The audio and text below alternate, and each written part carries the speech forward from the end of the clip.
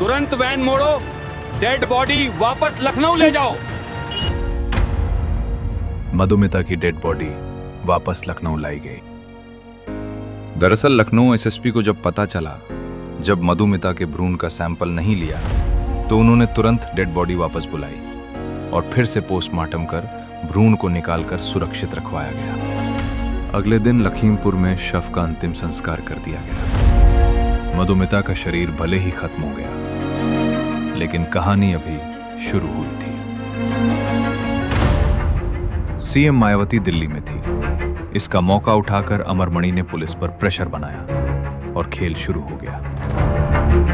एक एक केस के अहम सबूत गायब होने लगे।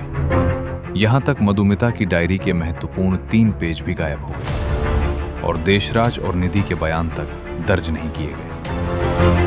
अमरमणि ने केस को कमजोर करने, खत्म करने की खूब कोशिशें की, लेकिन मीडिया में यह केस रोज प्राइम टाइम में शामिल होता और मायावती सरकार को घेरा जाता। सरकार की किरकिरी से आजिज आकर सीएम मायावती ने अमरमणि को फोन किया और पूछा, मंत्री जी, ये क्या हो रहा है?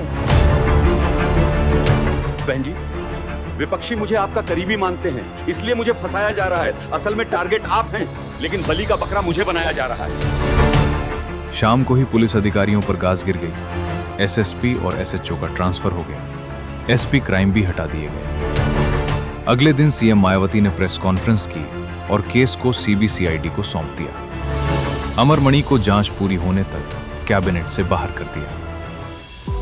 इधर मधुमिता के परिवार ने प्रधानमंत्री को लेटर लिखा, सीबीसीआईडी जांच पर सवाल उठाए, साथ ही सीबीआई जांच की मांग की। इस बीच केस को भटकाने के लिए नई नई चालें चली गईं। मधुमिता की शादी की फर्जी खबरें प्लांट की गईं, लेकिन कोई कहानी टिक नहीं पाई। इस बीच विपक्ष ने भारी हंगामा किया। हाईकोर्ट में जनहित याचिका तक दायर हो गई। प्रेशर के बीच विदेश से लौटते ही सीएम मायावती ने एक्शन लिया। केस को सीबीआई को सौंप दिया। 19 सितंबर को हैदराबाद लैब से सीबीआई को रिपोर्ट मिली, जिसमें साफ था मधुमिता के गर्भ में पल रहा बच्चा अमरमणि का ही था।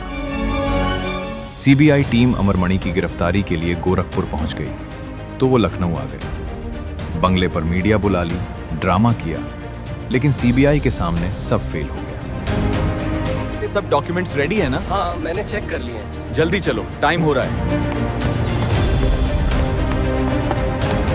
आपको मधुमिता के मर्डर के आरोप में गिरफ्तार किया जाता है। डीएनए रिपोर्ट मैच हो चुकी है। एक एक सारे आरोपी पकड़े गए। वहीं मधुमणि ने सरेंडर कर दिया। आखिरकार 24 अक्टूबर 2007 का वो दिन, जब देहरादून की सीबीआई कोर्ट ने फैसला सुनाया। मुख्य आरोपी अमरमणि त्रिपाठी, मधुमणि त्रिपाठी, रोहित चतुर्वेदी, संतोष राय और प्रकाश पांडे को उम्र कैद की सजा सुनाई। मधुमिता को श्रद्धांजलि देते हुए एक कवि ने लिखा, कृष्ण रूठ कर चले गए हों जैसे फिर वृंदावन से, वैसे मधु चली गई है गीत गजल के आंगन से।